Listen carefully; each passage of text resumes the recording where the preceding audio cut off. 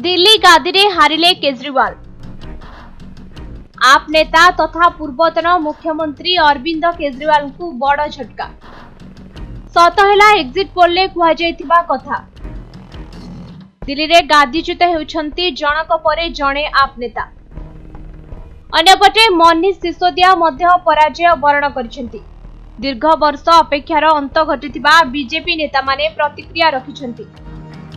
गत 2 निर्वाचन में लगातार अरविंद केजरीवाल का क्रेज देखि चलित थर किए बाजी मारिबो बोली द्वंद्व सृष्टि होइथिला।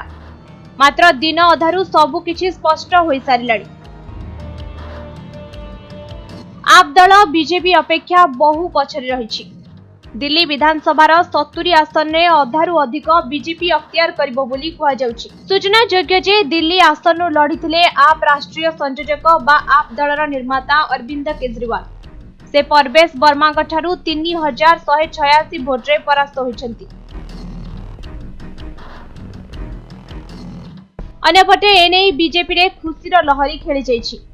गत 2 निर्वाचन में दिल्ली आसन निराश होउथबा बीजेपी चलित थर सबुठारू आगरे रहिछि। एबे सुधा बीजेपी 48 टी आसन ने आगरे रहिछि। एथि मध्यरु 25 टी आसन ने बीजेपी नेतांक विजय होई सारिछि। बाकी 23 टी आसन ने बीजेपी नेता आगुआ रहिछंती। या छडा आप दल एबे सुधा 22 टी विधानसभा आसन ने आगुआ रहिथिबा सूचना मिलिछि।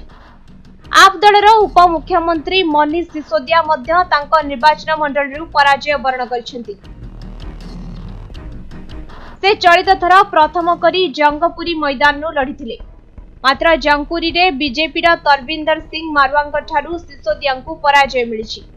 तेबे जदि देखिबा पटपटगंज रे 2013 मसियारू निर्वाचन जीति आसुथिले सिसोदिया। मात्र चलित थर से जंगपुरी रु नामांकन पत्र दाखल करिथिले। एणु से हारिबा परे आप दल भूल नीति आपणे थिबा कहा जाउछि। अन्यपटे आप दल रे लगातार पराजय भितरे अतिशी मल्लेनांक विजय एक आशा संचारण करिछि। से कालकाजी आसनरू 900 भोट रे बीजेपी रा रमेश बिदुरी को परास्त करिसेंती।